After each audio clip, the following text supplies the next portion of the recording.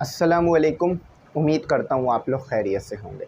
मेरा नाम जो है वो फैज़ुर रहमान है और आप ये लेक्चर ME इंग्लिश सेंटर पे देख रहे हैं।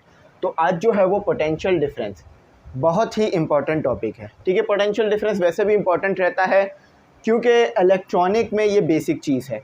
इसके बाद हम ओम्स लॉ पढ़ेंगे। तो पोटेंशियल डिफरेंस हमने इससे पहले भी थोड़ा बहुत पढ़ा था और आज ही की वीडियो में मैं आपको न्यूमेरिकल भी कराऊँगा। पोटेंशियल डिफरेंस का अपने पास से न्यूमेरिकल कराऊंगा, क्योंकि जो भी चीज़ आप कर रहे हैं, जो भी टॉपिक अगर आप कर रहे हैं उसका न्यूमेरिकल भी साथ ही साथ कर लें तो वो चीज़ जो है आपको बहुत अच्छी तरह समझ में आ जाती है और वो फार्मूला कैसे लग रहा है, कैसे अप्लाई हो रहा है, तमाम चीज़ें समझ आ जाती हैं। तो चलें पोटेंशियल डिफरेंस को पढ़ते हैं। देखिए, पोटेंशियल डिफरेंस का जो सिंबल है वो क्या है आपके पास, V। आप क्या करें, आप जो है वो एक कॉपी ले लीजिए जिस पे अपने नोट्स बनाइए। जो मैं आपको लिखवा रहा हूँ चीज़ें, उसका नोट्स बनाइए, उसको लिखिए एज इट इज़। जो बोर्ड पे लिखवाऊंगा कॉपी में उतार लीजिए, ताकि जब आप बाद में इस टॉपिक को देखें तो आपको फ़ौरन समझ में आ जाए कि आपने क्या समझा था। तो पोटेंशियल डिफरेंस क्या है? पोटेंशियल डिफरेंस हमारे पास जो है वो जब चार्ज पे आप वर्क कराते हैं, ये आपके पास पोटेंशियल डिफरेंस है। ठीक है, कि कोई चार्ज कितना जो है वो उस पर वर्क कराया गया है, एक चार्ज पर कितना वर्क कराया गया है एक एंड से दूसरे एंड पे ले जाने के लिए, ये आपके पास सिंपल पोटेंशियल डिफरेंस होता है। तो इसका फॉर्मूला क्या होता है पोटेंशियल डिफरेंस का, तो लिख लीजिए। पोटेंशियल डिफरेंस का जो आपके पास फॉर्मूला होता है वो होता है आपके पास V equal to W upon Q। ठीक है, अब बहुत सी जगह पे ये Q आपको जो है वो स्मॉल लिखा हुआ दिखेगा और बहुत सी जगह पर आपको ये Q जो है वो कैपिटल लिखा हुआ दिखेगा। लेकिन हम जो है वो अपनी बुक को फॉलो करेंगे, जैसा बुक में लिखा हुआ है बिल्कुल वैसे ही लिखेंगे। तो बुक में भी आपको स्मॉल लिख के दिया और ये Q0 लगा दिया है, इसका मतलब है कि यूनिट चार्ज। तो एक यूनिट चार्ज पर कितना आपने वर्क करवाया एक जगह से दूसरी जगह ले जाने में, ये आपके पास पोटेंशियल डिफरेंस है। अब पोटेंशियल डिफरेंस को इस तरह से समझ लीजिए कि एक गाड़ी है, उस पर आपने वर्क कराया तो वो एक जगह से दूसरी जगह चली जाती है ना। यहाँ पर डायग्राम से समझ लीजिए। एक आपके पास कार है, रफ सी डायग्राम बना देता हूँ। एक आपके पास कार है, ठीक है, आपने उसके ऊपर वर्क कराया, ठीक है, W आपने उस पर वर्क कराया। तो जब आप वर्क कराओगे तो वो गाड़ी यहाँ से यहाँ पर आ जाएगी। ठीक है, जब आप उस पर वर्क कराओगे, अगर गाड़ी ख़राब नहीं है तो एक जगह से दूसरी जगह चली जाएगी। तो सिंपल आपके पास पोटेंशियल डिफरेंस भी यही चीज़ है। लेकिन पोटेंशियल डिफरेंस में आप गाड़ी पे वर्क नहीं कराते हैं, गाड़ी की जगह पर आप एक चार्ज पे वर्क कराते हैं। ये आपके पास एक चार्ज है, उस पर आपने वर्क कराया और वो वर्क कर कर यहाँ से यहाँ आ गया। तो ये आपके पास क्या हुआ, पोटेंशियल डिफरेंस, कि एक चार्ज पर आपने कितना वर्क कराया और वो एक जगह से दूसरी जगह गया। ये पोटेंशियल डिफरेंस है। अब पोटेंशियल डिफरेंस में हम एंड पॉइंट और इनिशियल पॉइंट और फाइनल पॉइंट को कभी कभार फिक्स करते हैं, कभी कभार नहीं करते। तो ये आपके पास क्या था, इनिशियल पॉइंट।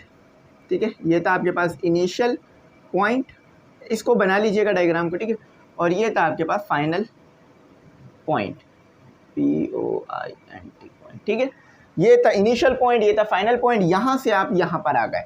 अच्छा, अब वर्क कराने की ज़रूरत क्यों पड़ी? चार्ज खुद तो एक जगह से दूसरी जगह नहीं जाता, याद रखिएगा, चार्ज खुद एक जगह से दूसरी जगह नहीं जाता। अगर मतलब ऐसे नहीं जाता कि अगर ये किसी फील्ड के अंदर है तो जा भी सकता है। फॉर एग्जांपल, अगर मैं इसी चार्ज के पास दूसरा पॉजिटिव चार्ज रख दूं तो ये चार्ज उससे दूर चला जाएगा, क्योंकि आपको पता है पॉजिटिव चार्ज एक दूसरे को रिपेल करते हैं। यहाँ पर लिख लीजिए, positive CHARGES, charges repel each other. ये हमने पढ़ रखा है बहुत डिटेल में कि जो पॉजिटिव चार्जेस होते हैं वो एक दूसरे को रिपेल करते हैं। लेकिन अब आप क्या चाहते हैं, अब आप चाहते हैं इस पॉजिटिव चार्ज को इस पॉजिटिव चार्ज के पास लाना। पहले तो ये आपके पास इनिशियल पॉइंट था, ये फाइनल पॉइंट था।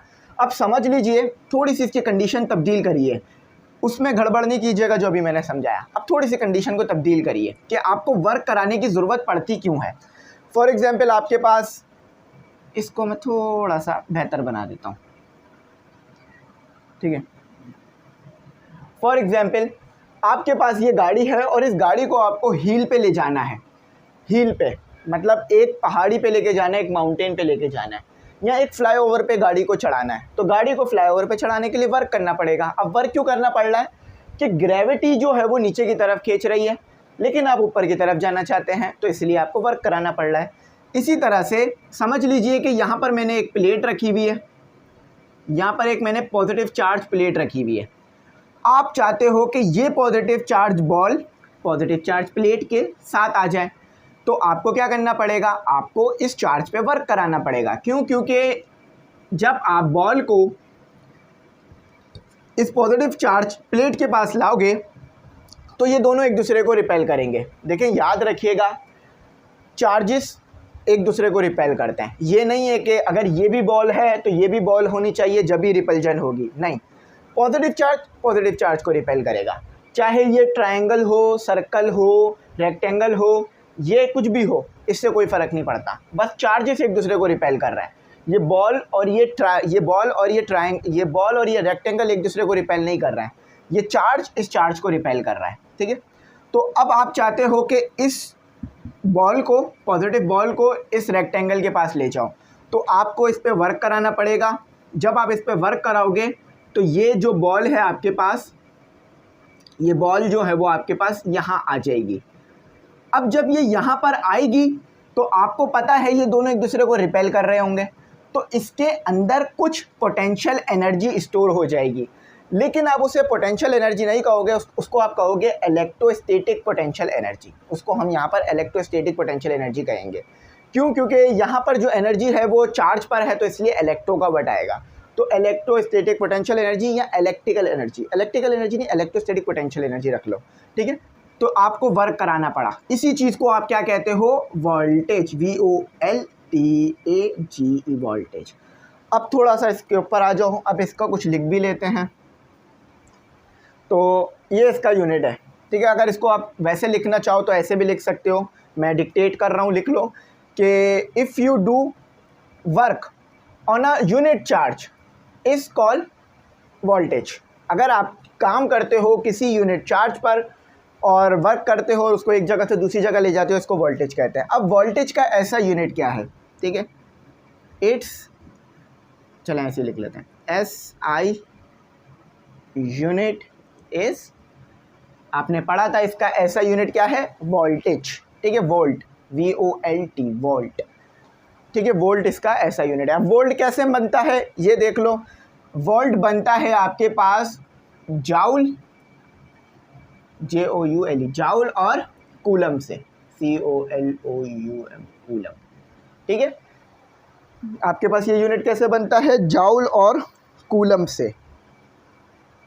अच्छा, कूलम में यू नहीं आता, बाकी सबको सही है, यू नहीं आता, कूलम, ठीक है। अच्छा, ओ नहीं आता, बल्कि यू आता है, ओ नहीं आता, कूलम। तो ये आपके पास क्या हो गया, ये आपके पास यूनिट हो गया। अच्छा, ये मोबाइल जो है ना बहुत ज़्यादा उसे कर्व करके दिखा रहा है, इतना ज़्यादा मैंने उसे कर्व किया नहीं है, लेकिन मैं तो फिर भी बेहतर करके लिखता हूँ ताकि ना हमारा साफ़ सुथरा काम हो। डस्टर ले लिया मैंने काफ़ी टाइम से डस्टर का प्रॉब्लम चल रहा था। तो इट्स ऐसा unit is volt, VOLT, volt. और अगर ऐसे लिखना चाहो तो ऐसे लिखना नहीं, जब भी न्यूमेरिकल करना ऐसी वोल्ट ही लिखना, इसका ऐसा यूनिट, ये मैं समझाने के लिए लिख रहा हूँ, COLUMB, कूलम। अब थोड़ा बेहतर होगा, अब भी ये थोड़ा सा ना कर्व जा रहा है। कर्व जाने की वजह जो है ना, इसका कैमरे का एंगल है, ठीक है, कैमरे का एंगल थोड़ा सा कर्व है। अच्छा, अभी तो ये आपको समझ आ गया, ऐसा यूनिट इज़ वोल्ट और जाउल, कूलम। अच्छा, अब इसमें और ये है कि इसको आप डिनोट करते हो V से, ये आपके पास आ गया वर्क, लिख लेना इसे, ये आपके पास आ गया वर्क, और ये आ गया आपके पास CHARGE, चार्ज। तो ये इतना ही था, इसमें इतनी ही चीज़ें थी इसके अंदर। अच्छा, अब इसको थोड़ा सा पढ़ भी लेते हैं, अपने यहीं से पढ़ लेते हैं। अच्छा, इसको इलेक्ट्रिक पोटेंशियल डिफरेंस भी आप कह सकते हो। पोटेंशियल डिफरेंस को आप इलेक्ट्रिक पोटेंशियल डिफरेंस, ठीक है, इलेक्ट्रिक पोटेंशियल डिफरेंस भी आप इसे कह सकते हो। अगर ये नाम लिखा हुआ आ जाए तो कंफ्यूज नहीं होइएगा। जैसे अगर एक इंसान का नाम है फैज़, जैसे मेरा नाम है, अब कोई मुझे मेरे निक नेम से बुला ले फैज़ी, तो इसका मतलब भी एक ही होगा ना। तो ये इलेक्ट्रिक पोटेंशियल डिफरेंस, ये भी इसी का यूनिट, ये भी इसी का नाम है पोटेंशियल डिफरेंस का। अच्छा, अब यहाँ पर इसका जो है वो न्यूमेरिकल भी कर लेते हैं, इसका न्यूमेरिकल देख लेते हैं कि इसका न्यूमेरिकल हमारे पास कैसे होगा। तो वोल्ट क्या है, जब 1 जूल वर्क हो 1 कूलम चार्ज पर, तो ये आपके पास क्या बनता है, 1 वोल्ट बन जाता है। थोड़ा सा इसको भी पढ़ लेते हैं। When a charge move through a potential difference electric work is done and energy transfer. Electric work करा जाए, इलेक्ट्रिक वर्क क्या मतलब, इसको जो है वो पीछे से इलेक्ट्रिकली वर्क करके एक जगह से दूसरी जगह लेके जाया जाए। क्योंकि आप चार्ज को हाथ में पकड़ के तो दूसरी जगह नहीं लेके जाओगे ना। जैसे गाड़ी को तो आप धक्का मार के यहाँ लेके जा सकते हो, लेकिन चार्ज में तो ये सलाहियत नहीं मौजूद कि आप उसे हाथ से पकड़ कर एक जगह से दूसरी जगह ले जाओ। उसमें तो आपको पीछे से इलेक्ट्रिकल वर्क कराना पड़ेगा, बैटरी देनी पड़ेगी, जिससे चार्ज एक जगह से दूसरी जगह चला जाएगा। फॉर एग्जाम्पल यहाँ भी पॉजिटिव टर्मिनल लगा दो तो ये उस तरफ चला जाएगा, दूसरे पॉजिटिव टर्मिनल की तरफ चला जाएगा। तो ये इस तरह से होगा। अच्छा, अब इसका थोड़ा सा इसकी डेरिवेशन भी कर लेते हैं। यहाँ पे लिखा हुआ है आपके पास डेल्टा वी और यहाँ पर डब्ल्यू और यहाँ पर लिखा हुआ है आपके पास क्यू नॉट। अब ये डेल्टा वी क्यों लिखा है इन्होंने, वी क्यों नहीं लिखा? तो डेल्टा वी लिखने की जो वजह है वो ये है कि आपके पास ये जो डेल्टा वी होता है ये 2 टर्मिनल्स के दरमियान पोटेंशियल डिफरेंस होता है। फॉर एग्जांपल पहले आप मौजूद थे यहाँ पर जो आपके पास वोल्टेज था वो था VA, ठीक है। यहाँ पर भी आपके पास कुछ ना कुछ वोल्टेज था, वो था VA। जब आप इधर गए तो आपके पास आ गया VB, और VB VA से ज़्यादा आ रहा होगा। अगर यहाँ पर 5 वोल्ट है तो यहाँ पर 5 वोल्ट से ज़्यादा आ रहा होगा। अब वो 6, 7, 8 कुछ भी हो सकता है। तो ये डेल्टा V आपके पास किसके बराबर होगा, VB माइनस VA। ये जो है आपके पास डिफरेंस है, और ये डेल्टा का साइन आपके पास 2 चीज़ों के दरमियान डिफरेंस को डिनोट करने के लिए बेसिकली लगाया जाता है, ठीक है। तो अब ये डेल्टा V की जगह मैं ये चीज़ लिख सकता हूँ यहाँ पर, तो मैं ये लिख देता हूँ। तो डेल्टा VB, और ये इसका आपके पास फार्मूला आ गया। ये फार्मूला भी है और ये फार्मूला तो आपको इस्तेमाल नहीं करना पड़ेगा, बस पहला वाला फार्मूला ही आप इस्तेमाल करेंगे, ठीक है। अच्छा, अब इसका करते हैं हम न्यूमेरिकल, और उससे पहले इलेक्ट्रोमोटिव फोर्स समझ लो, EMF क्या होता है। इलेक्ट्रोमोटिव फोर्स आ गया है हमारे पास EMF। तो यहाँ पर लिख रहा हूँ EMF क्या होता है।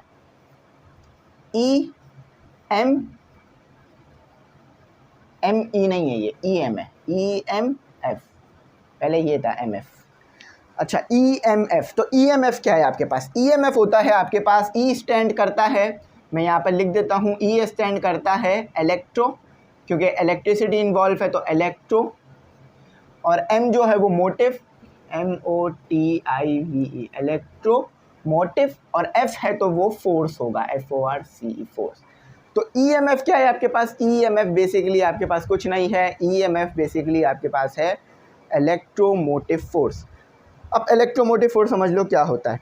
देखो भाई, 2 टर्मिनल के दरमियान जो पोटेंशियल डिफरेंस होता है उसे कहा जाता है इलेक्ट्रोमोटिव फोर्स। अब यहाँ पर मैं समझा देता हूँ बैटरी की एग्जांपल देकर। ये आपके पास एक बैटरी है, ठीक है, ये आपके पास एक बैटरी है। यहाँ पर आपने एक बल्ब कनेक्ट कर दिया है, ये सर्किट बना रहा हूँ मैं, ठीक है। ये पॉजिटिव टर्मिनल है, ये नेगेटिव, ये हाई पोटेंशियल पर होगा अकॉर्डिंग टू ओल्ड बिलीफ, तो ये लो पोटेंशियल पर होगा। तो इलेक्ट्रॉन्स जो है वो यहाँ से इधर आएंगे, है ना। लेकिन ओल्ड बिलीफ के मुताबिक कन्वेंशनल करंट में पॉजिटिव से इलेक्ट्रॉन यहाँ पर आते हैं, ठीक है। ओल्ड कन्वेंशन की बात कर रहा हूँ। तो देखो, जब आपने यहाँ पर कनेक्ट किया हुआ है तो इसका जो वोल्टेज होगा वो कुछ ना कुछ होगा। हम ले लेते हैं फॉर एग्जांपल 7 वोल्ट की इस बैटरी को ले लेते हैं, ठीक है। तो अभी हमारे पास क्या है, 7 वोल्ट है। अब ये पूरा का पूरा 7 वोल्ट बल्ब को नहीं मिल रहा होगा। ये जो बल्ब है हमारे पास BULB, ये जो बल्ब है, तो ये जो बल्ब है हमारे पास, इसको पूरा का पूरा 7 वोल्ट नहीं मिल रहा होगा, इसको कुछ कम ही मिल रहा होगा। कुछ ना कुछ जो वोल्टेज है वो रेजिस्टेंस की वजह से ज़ाया भी हो जाता है हमारा। तो अब यहाँ पर देखें, जब आप इसको शॉर्ट कर देते हो, शॉर्ट यानी कनेक्शन तोड़ देते हो, सर्किट ओपन कर देते हो। देखो सर्किट ओपन का मतलब होता है कि कोई भी करंट पास नहीं होगा। यहाँ लिख लो, मैं लिखवा देता हूँ, यहाँ लिख लो open CIRCUIT circuit mean no current flow, कोई करंट फ्लो नहीं करेगा, बल्ब ग्लो नहीं करेगा, बल्ब जो है वो नहीं जलेगा। अच्छा अब आ जाते हैं क्लोज सर्किट। जब सर्किट को क्लोज करोगे, क्लोज सर्किट मीन एम, ठीक है मीन लिख लेते हैं MEN, mean CURRENT current flow. तो जब भी सर्किट ओपन होगा तो कोई करंट फ्लो नहीं करेगा। तो जब सर्किट ओपन होगा उस टाइम पे जो वोल्टेज आ रहा होगा वो आपके पास EMF होगा। अब ये सर्किट क्लोज कर दिया मैंने, बल्ब जो है वो चालू हो गया, बल्ब जलने लग गया। तो अब जो आपके पास EMF आ रहा होगा उसे आप बोलोगे, अब उसे EMF नहीं, अब उसे आप वोल्टेज बोलोगे। ठीक है, क्यों? क्योंकि यहाँ से वोल्टेज निकलेगा, बल्ब को ग्लो करेगा और आपके पास वोल्टेज आ रहा होगा। अब अगर मैं इस सर्किट को दोबारा से क्लोज से हटाकर ओपन कर देता हूँ, ओपन या कैसे करेंगे, या तो बटन बंद कर दो या तो की हटा दो। ठीक है, की जो जोड़ी हुई आपने वो हटा दो। तो अब जो दो टर्मिनल के दरमियान वोल्टेज आ रहा होगा उसे हम EMF बोलेंगे। तो याद रखना, बस सिंपल है, जब आपके पास बैटरी में जो है वो सर्किट ओपन होगा, यानी जिस भी सर्किट से बैटरी कनेक्ट है वो सर्किट अगर ओपन है तो वो आपके पास वोल्टेज नहीं कहलाएगा, दो टर्मिनल के दरमियान वो EMF कहलाएगा, इलेक्ट्रोमोटिव फोर्स होगा वो, इलेक्ट्रोमोटिव फोर्स। इसको लिख लेना, EMF stand for electromotive force. इसका यूनिट भी आपके पास क्या होता है, वोल्ट, और इसको निकालने के लिए भी यही फॉर्मूला आप इस्तेमाल करते हो। अगर EMF निकालने के लिए आ जाए तो भी इसे यही फॉर्मूला होगा, लेकिन EMF में आपके पास इसको E से लिखा जाएगा, E लिखा जाएगा और W/Q सेम रहेगा। ठीक है, EMF का फॉर्मूला आपके पास ये है। EMF किससे डिनोट किया जाता है, E से। वोल्टेज किससे डिनोट किया जाता है, V से। वोल्टेज यानी पोटेंशियल डिफरेंस। ठीक है, तो वो V से डिनोट किया जाता है। बस ये थोड़ा बहुत डिफरेंस था इसके अंदर, जब आपके पास सर्किट ओपन होगा और जब आपके पास सर्किट क्लोज होगा। इसे आप याद रखिएगा ताकि इसे ना भूलें। अच्छा अब आ जाते हैं न्यूमेरिकल पर। छोटा सा न्यूमेरिकल है, जल्दी से हो जाएगा, फिर अपना आगे मूव करेंगे। तो न्यूमेरिकल मैं ज़रूर करा रहा हूँ ताकि यही पेपर में, ऐसे ही पेपर में अभी आएगा, आपको आसानी हो जाए। तो कहा जा रहा है कि what is the terminal voltage of a battery that expand 135। अच्छा गिवन डेटा क्या दिया जा रहा है आपको पास, गिवन डेटा क्या है और टू फाइंड क्या करना है आपको। जो वोल्ट मतलब वर्क जो दिया हुआ है वो कितना दिया हुआ है, 135 आपको वर्क दिया हुआ है। अच्छा यूनिट क्या होगा, जूल। ठीक है, अच्छा of energy to move 15 coulomb of charge. एक 15 कूलम का चार्ज है, चार्ज यानी C, 15 कूलम, चार्ज यानी Q। ठीक है, तो 15 कूलम का आपके पास एक चार्ज मौजूद है जिसे अराउंड एन इलेक्ट्रिक सर्किट, तो आपने उसे इलेक्ट्रिक सर्किट में मूव कराया। मतलब ये जो 15 कूलम का चार्ज था, इतना वर्क कराकर आपने मूव कराया सर्किट में। तो जब आपने उस चार्ज को मूव कराया वर्क करा के, तो क्या पैदा हुआ होगा, ज़रूर वोल्टेज पैदा हुआ होगा। तो वो वोल्टेज आपने जो है वो यहाँ पर कैलकुलेट करना है। तो यहाँ पर V लिख दो, ये वोल्टेज ही कैलकुलेट करना है, यहाँ सोल्यूशन लिख दो। तो फार्मूला क्या, V = W/Q। तो W क्या दिया है आपको, 135 और Q 15 आपको दिया है। अब इसको डिवाइड कर दो कैलकुलेटर की मदद से, with the help of calculator. चलो इसको ऐसे ही कर लेते हैं। ये 15 के टेबल पे 1 पर आता है और 135 डिवाइडेड बाई 15 ये 9 पर आता है। तो आंसर आपका आ रहा है 9 वोल्ट, ऐसे लिख दो वोल्ट। ठीक है, ये वोल्ट हो गया आपका, 9 वोल्ट आपका जो है वो आंसर आ गया। तो ये आपका हो गया वोल्टेज। ठीक है, positive charge repel each other. ठीक है, तो ये आई होप समझ में आ गया होगा। वैसे ये पूरा बोर्ड सीधा लिखा हुआ है, लेकिन मुझे पता नहीं है कि थोड़ा सा टेढ़ा क्यों नज़र आ रहा है, तो मैं अगली बार इसे बेहतर बना लूँगा। तो मैं उम्मीद करता हूँ मेरी बात समझ में आ गई होगी। अगर कुछ ना आया हो समझ तो पूछ लेना, मैं इंशाल्लाह गाइड कर दूँगा। इसके बाद ओम्स लॉ, एक इम्पॉर्टेंट लॉ, बेसिक लॉ, जिसके बगैर आप इलेक्ट्रॉनिक्स का तसव्वुर नहीं कर सकते, मुश्किल हो जाएगी इलेक्ट्रॉनिक्स को समझना। तो वो इसके बाद वाली वीडियो में करेंगे। Thanks for watching. अल्लाह हाफ़िज़। अपनी कीमती दुआओं में ज़रूर